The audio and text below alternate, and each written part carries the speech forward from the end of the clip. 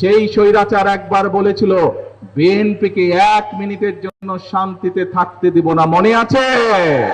প্রতি বছর আমরা কৃষক ভাইদের কাছে 2,500 টাকা পৌঁছে দিব, যাতে করে তারা তাদের বীজ, সার, কীটনাশক এই জিনিসগুলো যাতে কিনতে পারে, কিনতে যাতে তাদের কষ্ট কম হয়। 12 তারিখে নির্বাচনের আগে যে বিএনপিকে যদি এই দেশের মানুষ নির্বাচিত করে, তাহলে আমরা ঘরে প্রত্যেকটি পরিবারের কাছে পর্যায়ক্রমিকভাবে ধীরে ধীরে ফ্যামিলি কার্ড পৌঁছে দিব, মনে আছে আপনাদের? সেই কাজ আমরা আপনাদের কাছে বলেছিলাম, সেই প্রতিশ্রুতিও আমরা বাস্তবায়নের কাজ শুরু করলাম। প্রিয় ভাই বোনেরা, আপনাদের কারা কারা কৃষক কার্ডের কথা শুনেছেন? হাত তুলেন তো। কৃষক কার্ডের কথা বাবারে, সব ওই উপরের মানুষগুলো শুনেছেন আপনারা কৃষক কার্ডের কথা? এই যে সবাই শুনেছেন। এদিকের মানুষগুলো রাস্তায় দাঁড়িয়েছেন, আপনারা শুনেছেন কৃষক কার্ড? আচ্ছা, ধন্যবাদ। আপনারা ব্রিজের উপরে মানুষগুলো শুনেছেন, সবাই শুনেছেন। এখন এই কৃষক কার্ড কি? আমরা যেরকম মায়েদের হাতে ফ্যামিলি কার্ড পৌঁছে দিব, আমরা যেমন এই যে এখানে টেকনিক্যাল কলেজ করার মাধ্যমে আমাদের তরুণ ভাই বোনদেরকে দক্ষ মানুষ হিসেবে গড়ে তুলতে চাই, ঠিক একইভাবে এই কৃষক কার্ডের মাধ্যমে মা বোনদেরকে ফ্যামিলি কার্ডের মাধ্যমে যেরকম আমরা স্বাবলম্বী করে গড়ে তুলতে চাই, একইভাবে কৃষক ভাইদেরকে আমরা স্বাবলম্বী করে তুলতে চাই। কৃষক কার্ডের মাধ্যমে প্রতি বছর আমরা কৃষক ভাইদের কাছে 2,500 টাকা পৌঁছে দেব, যাতে করে তারা তাদের বীজ, সার, কীটনাশক এই জিনিসগুলো যাতে কিনতে পারে, কিনতে যাতে তাদের কষ্ট কম হয়। এখন প্রিয় ভাই বোনেরা, আপনারা যারা এখানে আসেন, এই যে আজকে জনসভায় আপনারা যারা উপস্থিত আছেন, এখানে প্রত্যেকটা মানুষ আমরা ধরে নিতে পারি যে আপনারা এইখানে বসবাস করেন, এই আশেপাশের এলাকায় বসবাস করেন, তাই নয় কি? তাহলে এই উপজেলায় বসবাসকারী, এই গ্রাম অঞ্চলে বসবাসকারী বাংলাদেশের জনসংখ্যা শতকরা 70% মানুষ গ্রাম অঞ্চলে বসবাস করে। আমাদের খাল কাটা কর্মসূচি, এই খাল কাটা কর্মসূচি যদি আমরা সফল করতে পারি, কোন এলাকার মানুষ উপকৃত হবে বলেন তো? হ্যাঁ, আমরাটা কারা? এই খাল খনন কর্মসূচি সফলে গ্রামের মানুষ যেমন উপকৃত হবে, কৃষক ভাইরা যেমন উপকৃত হবে, শহরের মানুষ উপকৃত হবে। আমরা দেশের মানুষকে যে প্রতিশ্রুতি দেই, সেই প্রতিশ্রুতি পালন করা। আগেই বলেছি আমি, বাংলাদেশের মানুষ আন্দোলন করেছে তাদের অধিকার প্রতিষ্ঠিত করা, এটা প্রথম পর্ব। দ্বিতীয় পর্ব হচ্ছে এখন রাষ্ট্র গঠন বা দেশ গঠন করতে হবে। দেশ গঠন যদি আমরা করতে না পারি, তাহলে বিশ্ব থেকে আমরা পিছিয়ে থাকব।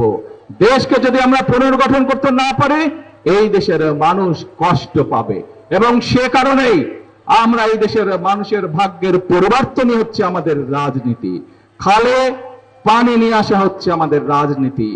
কৃষক ভাইদের জমিতে ফসল যাতে বেশি হয়, সেইটি হচ্ছে আমাদের রাজনীতি। আমরা মায়েদের কাছে ফ্যামিলি কার্ড পৌঁছে দেব, এইটি হচ্ছে আমাদের রাজনীতি। আমরা আমাদের বেকার ভাইদেরকে, বেকার বোনদেরকে দক্ষ হিসাবে গড়ে তুলব, এটিই হচ্ছে আমাদের রাজনীতি, এটিই হচ্ছে বিএনপির রাজনীতি। প্রিয় ভাই বোনেরা, এই রাজনীতি কি আপনাদের পছন্দ হয়েছে? কাদের পছন্দ হয়েছে এই রাজনীতি? যে রাজনীতির কথা বললাম, এই রাজনীতি যদি হয় দেশে, তাহলে কি মানুষের ভাগ্যের পরিবর্তন ঘটতে পারে? যদি আপনারা সেটি বিশ্বাস করেন প্রিয় ভাই বোনেরা, তাহলে আপনাদেরকে সচেতন থাকতে হবে। কিসে সচেতন থাকতে হবে? মনে আছে যেই স্বৈরাচারকে এই দেশ থেকে 5 তারিখে মানুষ বিতাড়িত করেছিল, সেই স্বৈরাচার একবার বলেছিল বিএনপিকে 1 মিনিটের জন্য শান্তিতে থাকতে দিব না, মনে আছে?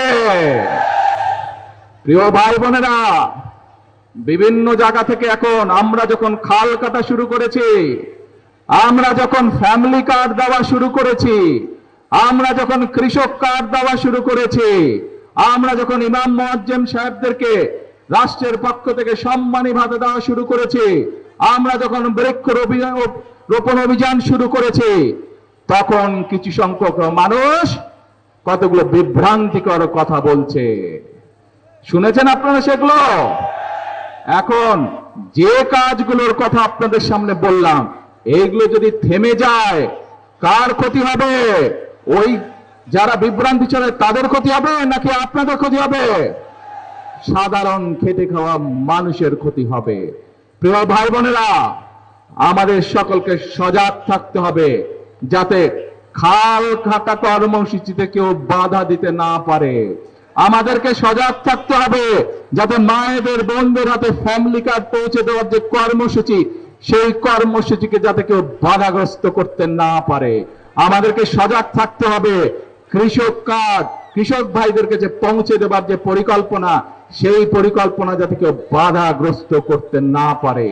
আমরা দেশের বেকারদের কর্মসংস্থানের জন্য যে সকল কর্মসূচি গ্রহণ করেছি, সেগুলো যাতে কারা বিভ্রান্ত সৃষ্টি করে বাধাগ্রস্ত করতে না পারে, সেই ব্যাপারে আপনাদেরকে সচেতন থাকতে হবে। আমরা এক এক করে সেই কাজগুলো, সেই পরিকল্পনাগুলো আমরা বাস্তবায়ন করব। এই কাজে যদি কেউ বাধাগ্রস্ত করতে চায়, এই কাজে যদি কেউ ভেস্তে দিতে চায়, বাংলাদেশের মানুষ, আমাদের কিছু করা লাগবে না। বাংলাদেশের মানুষই তাদের সেই পরিকল্পনা, তাদের সেই ষড়যন্ত্রকে ভেস্তে দিবে। মনে করেন আপনারা তাই?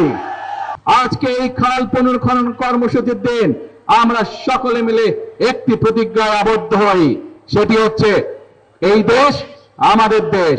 এই দেশকে ৭১ সালে আমাদের মুক্তিযোদ্ধারা যুদ্ধ করে স্বাধীন করেছিলেন। কাজে এই দেশকে এখন গড়ে তোলার পালা আমাদের।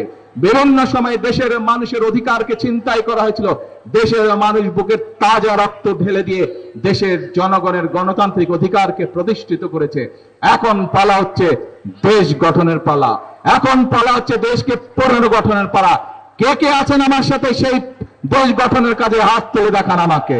সকলে মিলে আমাদের এই প্রিয় মাতৃভূমিকে যেমন ৭১ সালে স্বাধীন করেছিলাম, এখন আমরা সকলে মিলে আমাদের প্রিয় মাতৃভূমিকে ইনশাআল্লাহ আমাদের সেই প্রত্যাশিত বাংলাদেশ হিসাবে গড়ে তুলব। সেজন্যই আমরা বলি, সেজন্যই আমরা বিশ্বাস করি, করব কাজ গড়ব দেশ, সবার আগে